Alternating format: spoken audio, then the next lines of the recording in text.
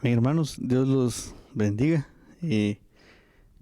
Esta noche me delegaron eh, compartir la palabra y acompáñenme a orar antes de que iniciemos. Ahí donde usted se encuentra, cierre sus ojos y trate de conectarse con Dios. Amén. Señor, gracias por la oportunidad que nos da de una vez más poder compartir la palabra, Señor. Sabemos que tu palabra es el sustento, Señor, para nuestras vidas, Señor. Tanto nuestra vida espiritual como lo material, Señor. Gracias porque a pesar, Señor, de la situación que estamos viviendo, tu palabra, Señor, no ha escaseado. Tu palabra nos ha consolado, nos ha fortalecido, nos ha ayudado a que nos mantengamos firmes y que podamos resistir estos días malos que estamos viviendo. Pon, Señor, la disposición en nuestros corazones para recibir, Señor, esa semilla, que podamos, Señor, ser buena tierra, que podamos dar fruto, que podamos recibir, Señor, de acuerdo a lo que nuestra alma, nuestro espíritu necesita. En el nombre de Jesucristo, amén y amén. Pues como les decía, me dieron la oportunidad de compartir la palabra y vamos a continuar con el tema de los mandamientos. Pues básicamente quisiera hacer, antes de empezar, pues un resumen de los 10 mandamientos, que es lo que hemos estado viendo en las últimas prédicas. Y en Éxodo 20, ahí podemos encontrar los 10 mandamientos clave o bases. El primero es no tendrás dioses ajenos delante de mí. El segundo, no te harás imagen o no tendrás ídolos. El tercero es no tomarás el nombre de Dios en vano. El cuarto, guarda el día de reposo para santificarlo. El quinto, honra a tu padre y a tu madre. El sexto es no matarás. El séptimo, no cometerás adulterio. El octavo, no robarás. Noveno, no darás falso testimonio. Y el décimo, no codiciarás. Pero así un resumen general, esos son los 10 mandamientos. Como estamos recapitulando lo que ya otros hermanos pues nos compartieron, quiero que me acompañe a Mateo 22:36,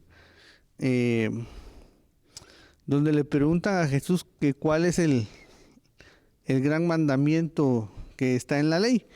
Y en el 37, del 37 al 39, Jesús responde que amarás al Señor tu Dios con todo tu corazón, con toda tu alma y con toda tu mente. Él dice que este es el gran mandamiento. Y el segundo es semejante, que es amarás a tu prójimo como a ti mismo. Y termina diciendo algo que es muy, muy importante y que pues a mí me dejó en qué pensar. Que no lo había visto yo de esta forma, que dice que de estos 2 mandamientos depende toda la escritura, básicamente. Y más adelante vamos a ver por qué. Pero siguiendo con la recapitulación, veíamos, otros hermanos lo comentaron, que el primer mandamiento, que es amarás al Señor tu Dios con toda tu alma y con toda tu mente, básicamente está resumiendo los primeros 4 mandamientos de Éxodo 20. Eso lo vimos, que el amar a Dios implica no tener dioses ajenos, no tener ídolos, no tomar el nombre de Dios en vano, guardar el día de reposo para santificarlo. Y también pues vimos que el segundo mandamiento el amar a tu prójimo como a ti mismo, estaba resumiendo en sí los otros 6 mandamientos, que era honrar a tu padre y a tu madre, no matarás, no cometerás adulterio, no vas a robar, no harás falso testimonio y no codiciarás. Entonces, básicamente esos 2 mandamientos, 4 se resumen para con Dios, y los otros 6 pues se resumían para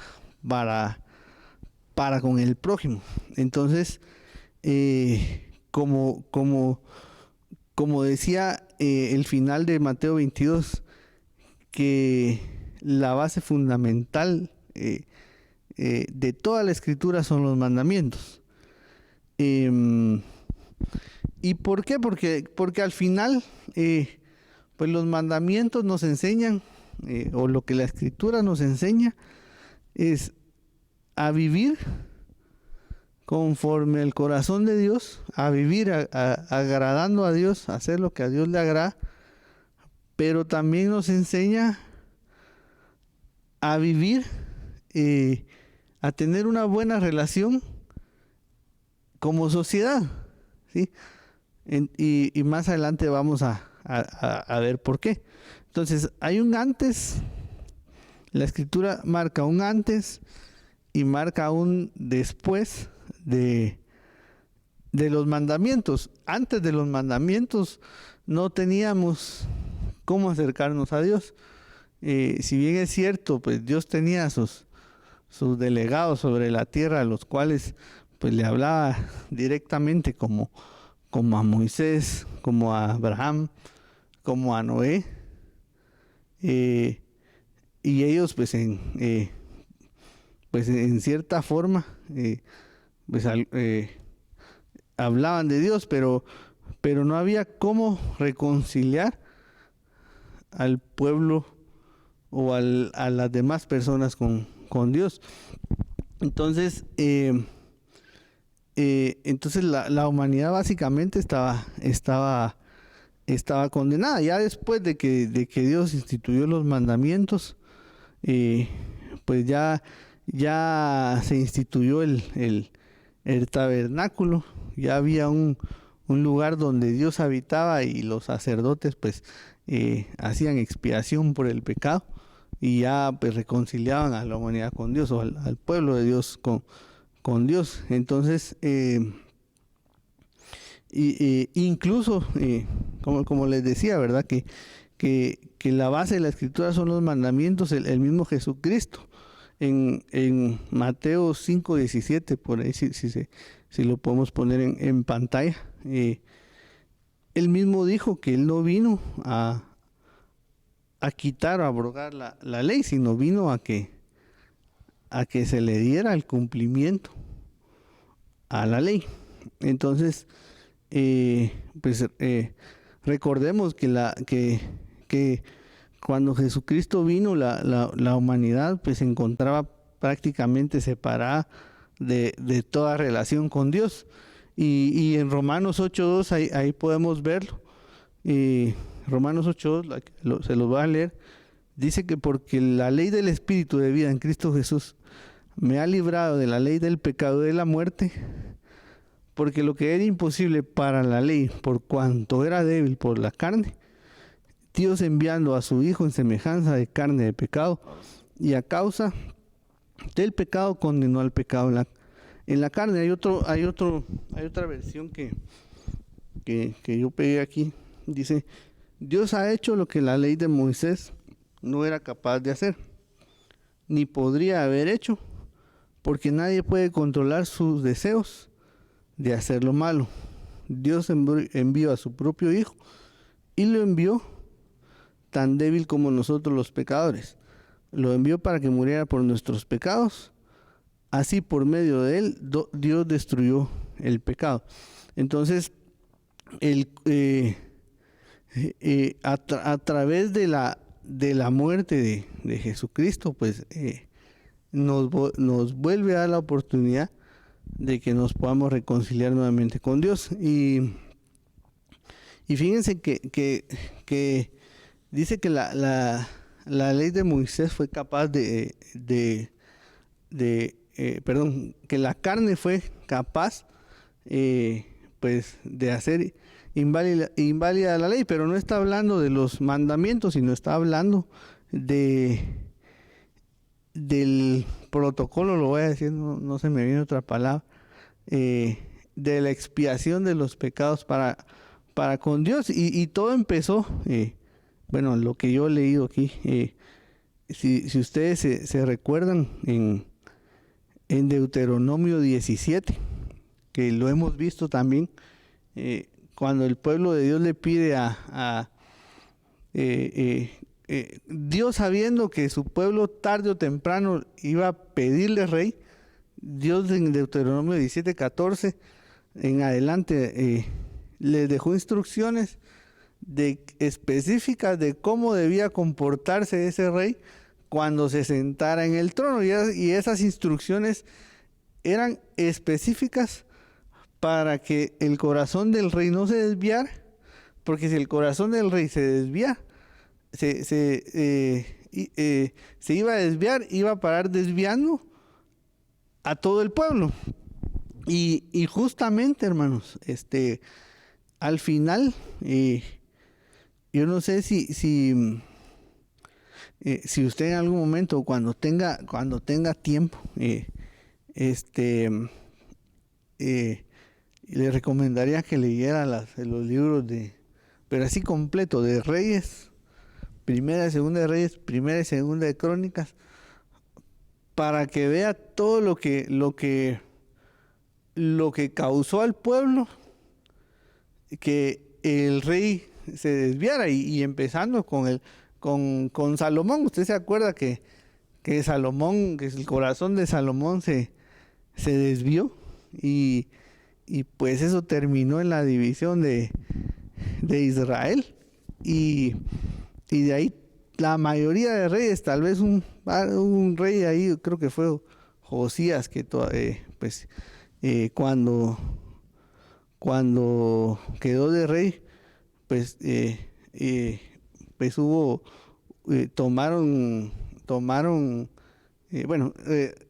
se dieron cuenta del pecado, celebraron la Pascua y otras cosas, pero la mayoría de reyes, hermanos, el corazón de ellos se desvió.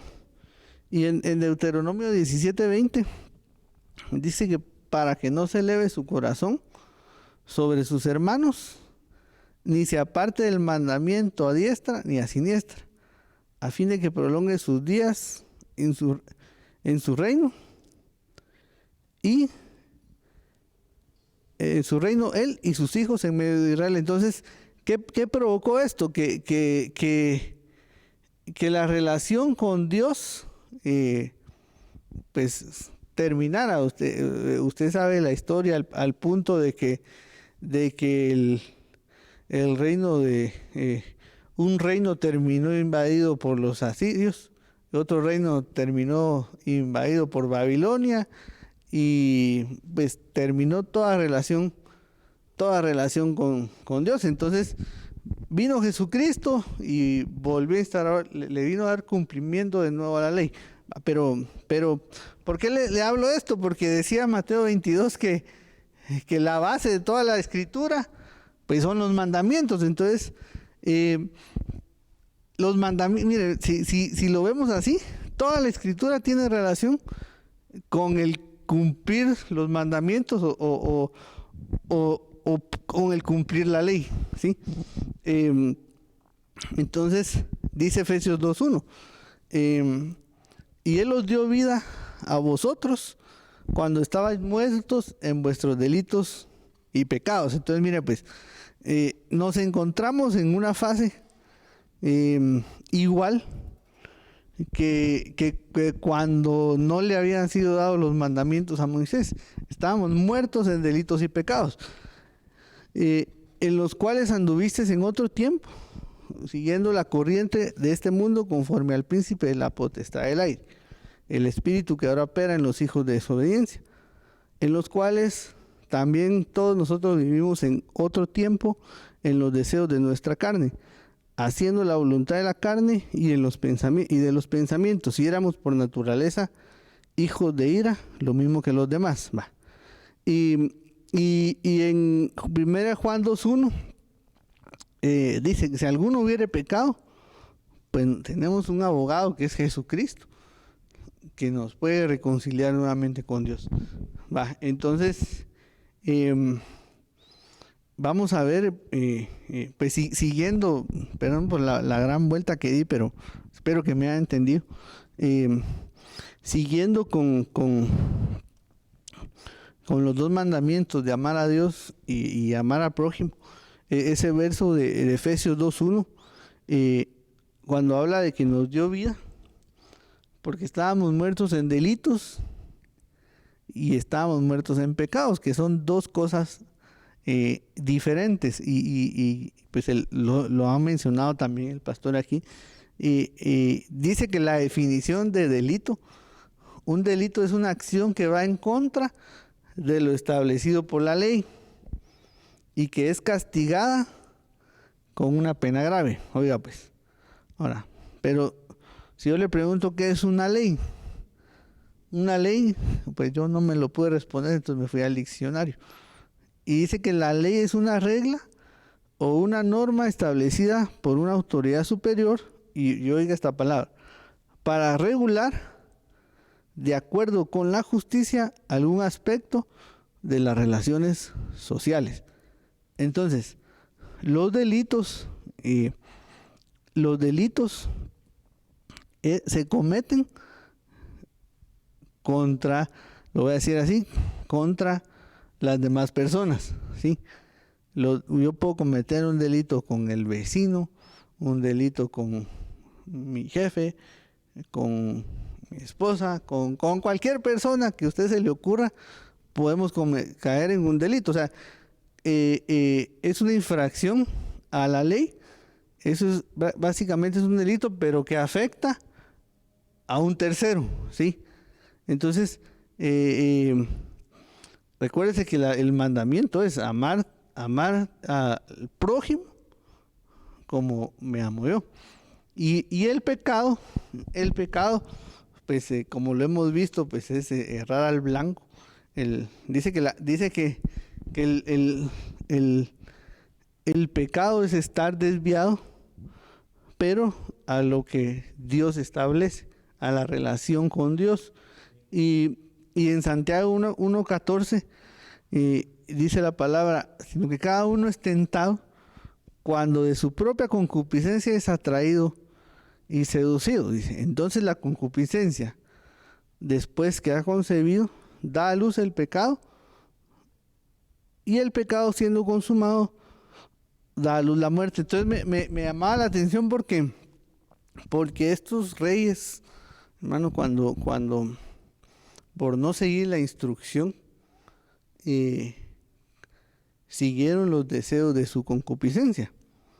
¿Y cuál fue el resultado final? Pues la muerte, la separación de toda relación con Dios. Pues se acabó todo lo que Dios había establecido porque primero pues no siguieron la instrucción, por seguir el deseo de la carne que genera la concupiscencia. Entonces hay dos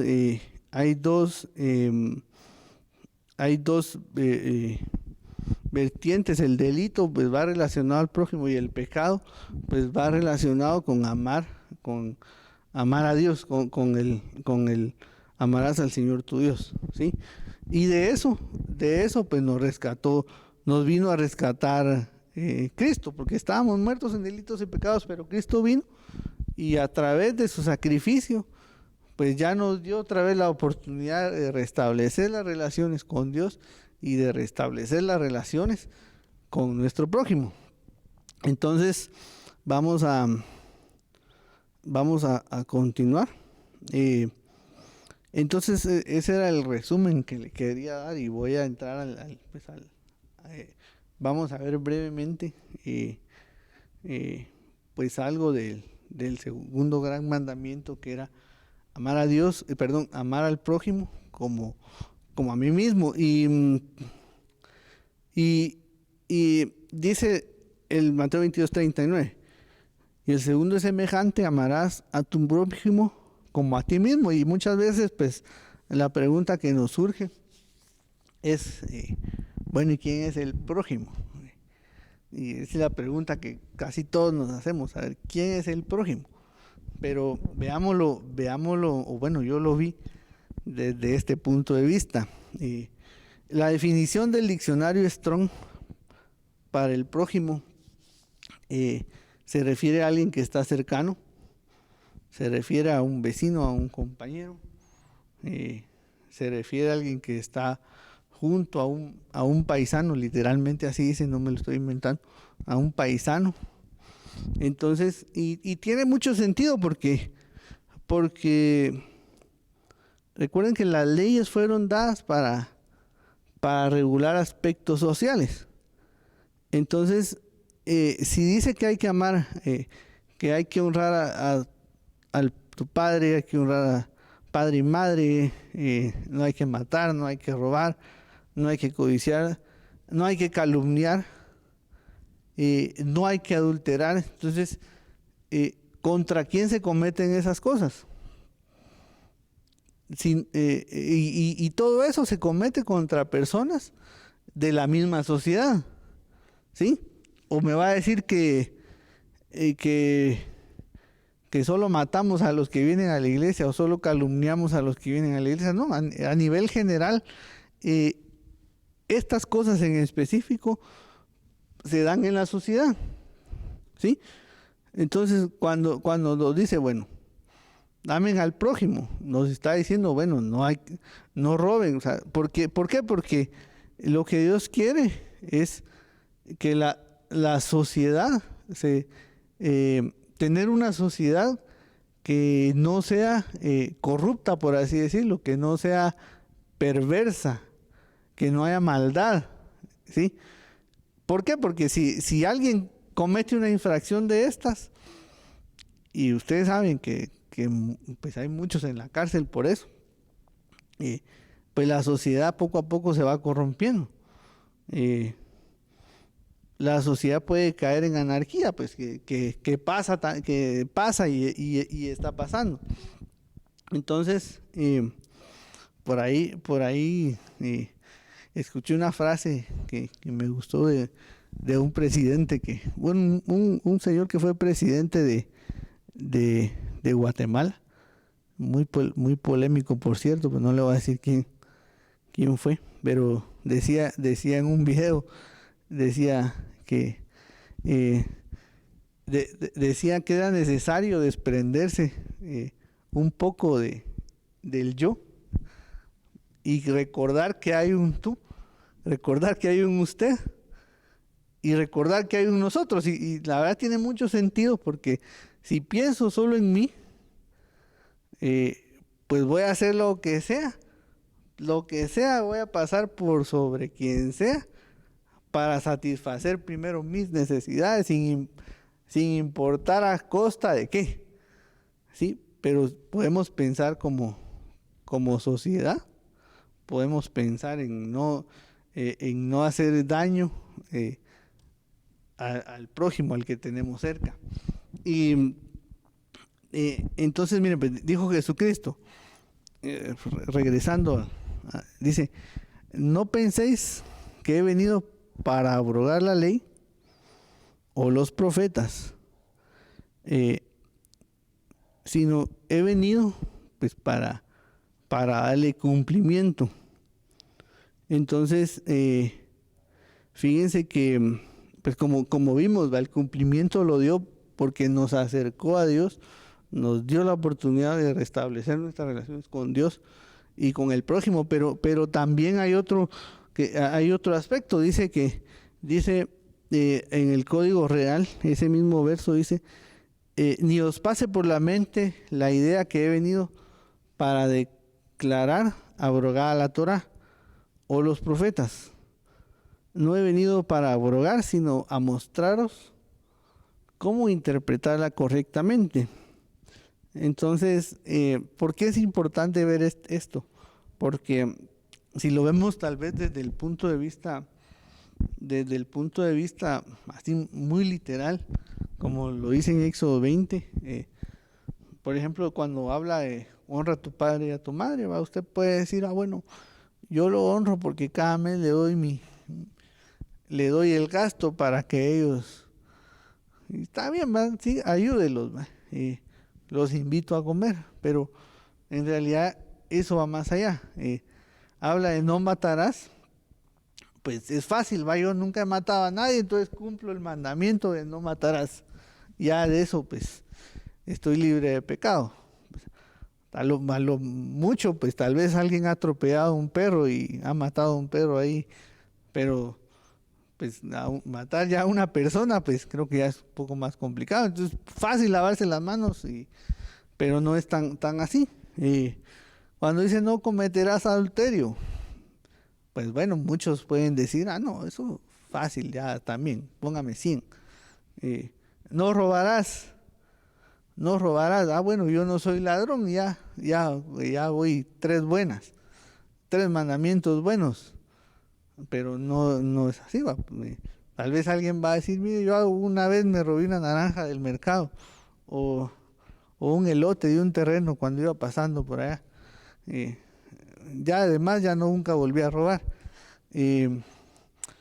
No darás falso testimonio, dice. No, pero es que nunca me han llamado a declarar ahora una corte y ya llevo 5 buenas. No es tan así, hermanos. Entonces vino Jesucristo y amplió el panorama. Entonces sigamos viendo ahí Mateo 5:21. Mateo 5:21 dice, oíste que fue dicho a los antiguos, no matarás, y cualquiera que matare será culpable de juicio. Pero yo os digo que cualquiera que se enoje contra su hermano será culpable de juicio. Cualquiera que le diga necio a su hermano será culpable ante el concilio. Cualquiera que le diga fatuo quedará expuesto al infierno de fuego. Después usted busque ahí todo el significado de la palabra fatuo.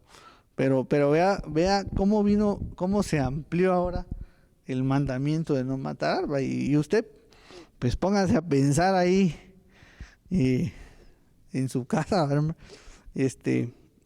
Ahora sí, ¿cuántas veces al día incumplimos este mandamiento? Cuando se trataba solo de no matar, pues qué fácil, va. Pero ahora, le pregunto cuántas veces al día, hermanos, porque nos pasa seguido todo el día, de que, y no solo está hablando de nuestro hermano de sangre, va, pero cuántas veces al día pues nos enojamos como está hablando del prójimo, cuántas veces al día nos enojamos con la persona que tenemos al lado, le insultamos, piénselo, ya no es tan fácil, va. Dice, no cometerás adulterio. Bueno, pero cualquiera que mira a una mujer para codiciarla, y no solo los hombres a las mujeres, porque aquí también las mujeres a los hombres, no se hagan. Entonces, pues, usted sabe si le pasa o no le pasa. Pero ya el tema se va ampliando, ¿verdad, hermanos? Ya no es solo el acto físico, sino pues ya también encierra otras cosas. Dice, yo lo asocié con no darás falso testimonio. Dice, oíste que fue dicho, amarás a tu prójimo, aborrecerás a tu enemigo, pero yo te digo, amad a vuestro enemigo, bendecid a los que os maldicen, haced bien a los que os aborrecen. A la gran... Esto, hermanos, de veras que no es tan... Bueno, yo me hablo a mí mismo, dijo un hermano por ahí. Qué difícil, la verdad es que difícil. Es difícil, la verdad, no hablar mal de nuestros enemigos. La verdad, por lo menos a mí me cuesta, pues, no hablar mal de alguien que no es mi amigo. Entonces, yo me hago introspección, ¿sí? de, de si estoy o no estoy. Definitivamente, pues no le voy a decir, pero es complicado. Es difícil, la verdad. Entonces, ahora, ¿por qué vemos esto? Porque al final, hermano, pues Dios también quiere pues que seamos restauradores de nuestra sociedad, no, o sea, no solo porque es fácil, va, mi papá, mi mamá, mis hermanos, pues qué fácil amarlos, va. Pero pues ya nos vamos con el vecino, nos vamos con un colaborador ahí en el trabajo, más si cometió algún error y por ese error me van a regañar a mí. Cómo voy a responder ante una situación de estas? La verdad. Y nosotros tenemos que, somos llamados pues a restaurar nuestras relaciones, a restaurar nuestra sociedad. Y en el tema de no robarás, yo lo asocié con esto también, porque dice, no sé si a usted le ha pasado, pero a mí me ha pasado. Dice, porque si perdonáis a los hombres sus ofensas, os perdonará también a vosotros vuestro Padre Celestial. Mas si no perdonáis a los hombres sus ofensas, tampoco vuestro Padre os perdonará vuestras ofensas. Estoy leyendo Mateo 6:14. Entonces, ¿por qué lo asociaba ahí? Porque me acuerdo que a mí un par de veces me robaron, bueno, no un par, sino como entre asaltos y hurtos, fueron como unas 6, 7. Y ay, hermanos, perdonar a alguien que le robó a uno algo que le ha costado años hacer. Uf, y mire que lo primero que uno dice, ojalá que maten a este tipo, ojalá que se muera. Eso es lo que uno dice, va, pero perdonar a alguien que lo ofendió, que le hizo algo grave a usted, algo que usted con el sudor de su frente, literalmente, con desvelos, con madrugadas, le costó tanto hacer, a la gran... Mire, es difícil, la verdad, es difícil. Entonces, le pregunto otra vez, va, usted, no sé si califica dentro de los que sí aprueban, si ahora sí se pone su chequecito de 100 puntos, o diría 50, porque un 50% sí lo he perdonado y el otro 50% pues le he sacado todas sus generaciones. Usted sabrá, pero a qué voy, es difícil, la verdad. Al final Dios nos amplió el panorama de que no solo es no robar, sino ya es un tema más difícil, ¿verdad, hermanos?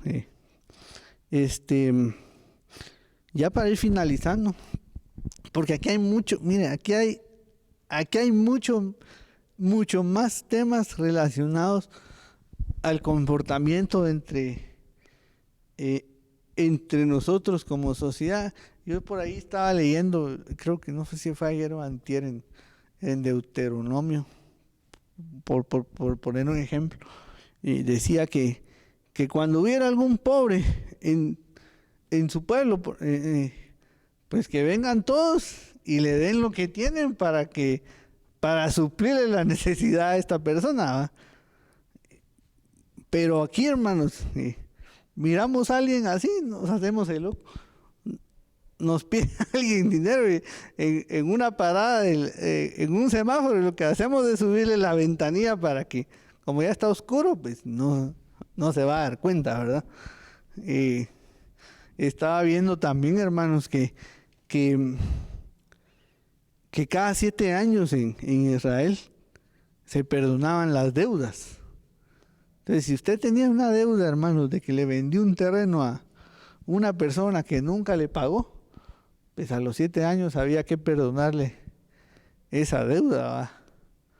Pero nosotros, hermanos, pasan 11 años y todavía me acuerdo yo de que mi primo se llevó un termostato y nunca me lo devolvió. y así nos pasa, hermano. Así nos pasa. Entonces, en Deuteronomio, ahí usted puede encontrar muchas normas de cómo de que Dios estableció que al final todo se deriva de los primeros 6 mandamientos que vimos, ¿verdad? Entonces, hay una serie de normas, y aquí en este mismo, de Mateo 5 a Mateo 7, hay muchas más. Dios amplió más todo eso, porque yo solo le di pues unos 3, 4 ejemplos, pero pues léalos. Al final, pues ya para ir terminando, resumiendo, dice Mateo 7:12, y es muy importante este verso. Dice, así que todas las cosas que queráis que los hombres hagan con vosotros, así también haced vosotros con ellos.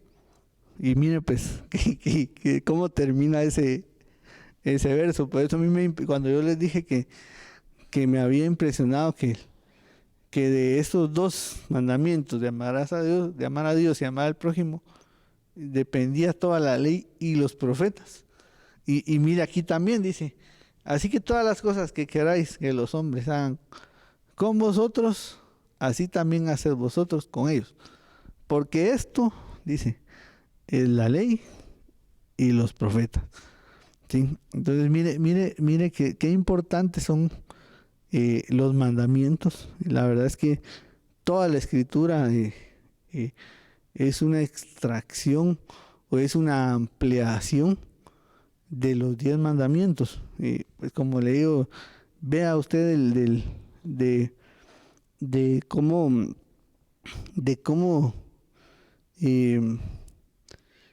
cómo toda la historia que se resume en la palabra, pues está basada en el cumplimiento o no cumplimiento de los mandamientos. ¿Y por qué es importante esto? Porque recuérdense que Dios quiere, pues primero que restauremos nuestra relación con Él, ¿sí?